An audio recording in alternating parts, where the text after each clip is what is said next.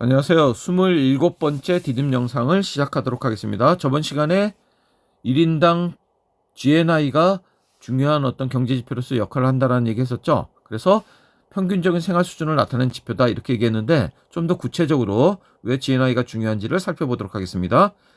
국민 총소득 GNI는 국내 총생산에다가 교육 조건의 변화에 따른 무역 손실을 반영하기 때문에 중요하다고 얘기할 수 있습니다.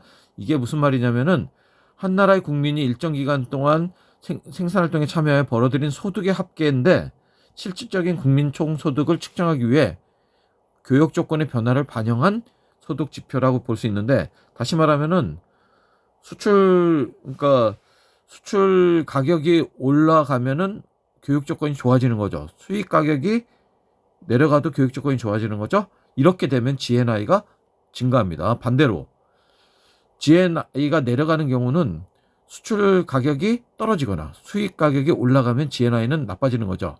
그러면 우리나라 국민소득, 우리나라 사람들의 국민소득이 그만큼 줄어들게 되는 거죠.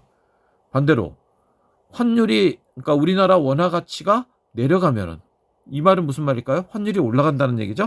환율이 올라가면 그만큼 우리나라 사람들이 어떤 물건을 구매할 수 있는 힘이 적어지는 거죠. 이렇게 되면 GNI가 떨어지는 거고, 그 다음에 반대로 환율이 내려간다. 다시 말하면 원화 가치가 올라가는 거죠. 이렇게 되면은 우리나라 사람들이 물건을 살 수 있는 능력, 구매력이 올라가는 거죠. 그렇게 되면은 GNI가 높아지는 경우니까 높아지는 경우라고 볼 수 있겠는 거죠. 자, 이렇게 돼서 결론적으로 GNI는 한 나라의 구매력 측정을 하기에 되게 좋은 그런 경제 지표라는 거, 그런 점에서 의미가 있다라는 거. 그 다음에 한 나라가 해외 시장에서 실제로 물건을 살 수 있는 능력이 GNI의 개념이니까, 이 GNI가 높아진다는 것은 해외 시장에서 우리가 어떤 물건을 구입할 수 있는 그런 능력치가 높아진다는 의미라는 거. 그 다음에 국가 간의 교육 조건에 영향을 받는다는 것.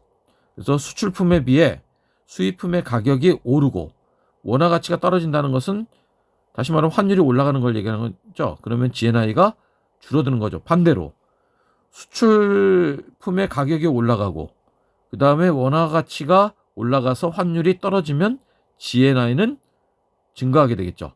자, 이렇게 GNI는 구매력을 측정할 수 있는, 한 나라 국민의 구매력을 측정할 수 있는, 평균적인 생활 수준을 반영할 수 있는 그런 어떤 국민 지표로서의 역할을 한다라는 것을 알고 있으면 되겠습니다.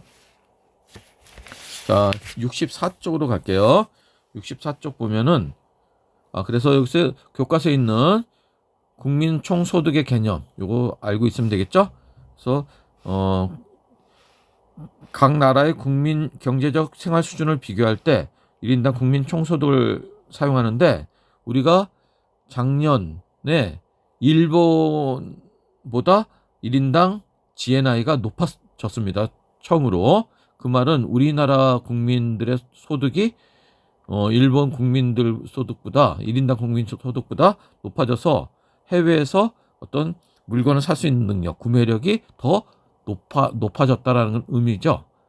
그렇죠? 그렇게 판단할 수 있다는 겁니다. 그래서 한 나라의 국민 총소득 인구를 나눈 거고, 생활 수준을 국민 총소득으로 측정하지 않고 1인당 국민 총소득으로 하는 것은 국민 총소득이 같아도 인구가 많으면 1인당 국민 총소득은 작아지기 때문이다.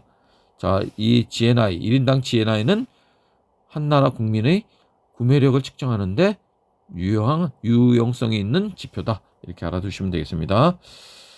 자, 국민소득 3면 등가의 법칙. 자, 생산 측면, 분배 측면, 지출 측면, 이 세 가지 측면에서 어느 것을 측정하더라도 국민소득은 똑같다라는 거죠.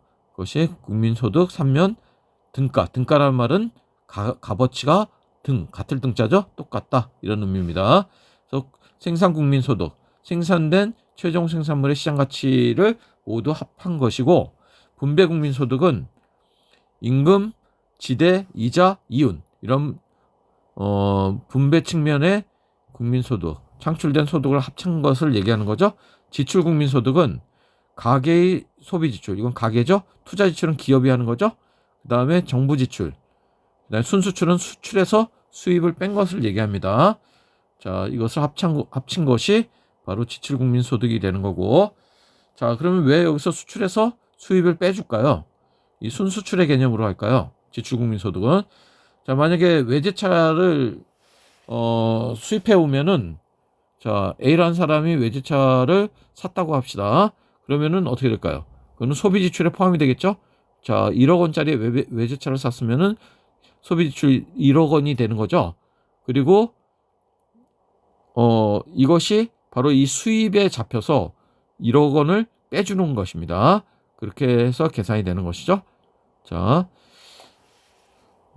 그래서 여기서 순수출의 개념이 등장하게 되는 것은, 외국에서 그러니까 수입한 차는 소비 지출에도 반영이 되고 수입에도 반영이 돼서 결국은 플러스 마이너스가 되는 거죠. 자, 이렇게 지출 국민 소득을 계산한다는 것을 알고 있으면 되겠습니다. 자, 이렇게 구한다는 거 알고 있으면 되겠고, 자, 그러면은 팔리지 않은 재고가 있어도 생산 국민 소득과 지출 국민 소득은 같다고 했는데, 2017년까지 팔리지 않은 200대가 있다고 하면은 2018년에 팔리더라도 그 투자 지출은 그 20억, 요 한 대당 1,000만 원씩 해서 20억이라고 하면은, 이거는 그 2017년 이 회사의 투자 지출, 재고는 투자 지출, 기업의 투자 지출에 포함이 된다는 거. 그렇게 돼서 그 지출 국민 소득이 100억이므로 생산 국민 소득과 일치하게 된다는 것을 알아두시면 되겠습니다. 전체적인 내용은 여러분들이 각자 한번 꼼꼼하게 읽어 주시기 바랍니다. 재고는, 여기서 재고가 되겠죠. 여기 재고는 기업의 투자 지출로 처리하므로 재고가 있어도 생산 국민 소득과 지출 국민 소득은 일치하게 된다는 것을 알아두시면 되겠습니다. 자, 질문 만들기 하나씩 해주시고, 그 다음에 개념 체크 문제 들어가도록 하겠습니다. 한국 경제는, 자, 요거는 요 전체적인 내용은 여러분이 자, 선생님이 이렇게 열어줄 테니까 잠시 멈춰놓고 문제를 풀면서 답을 맞춰주시기 바랍니다. 바로 객관식 문제 들어가겠습니다. 객관식 문제도 역시 화면을 멈춰놓고 먼저 풀어주시고 해주시기 바랍니다. 자, 좀 빨리 진행하겠습니다. 자, 여기서 가계소득은 가시장에서 발생한다고 했으니까 이 가가 뭘까요? 그쵸? 가가 생산요소 시장이 되겠죠? 나가 생산물 시장이고, 그러면은 A는 생산요소 시장에 실물을 제공한 거니까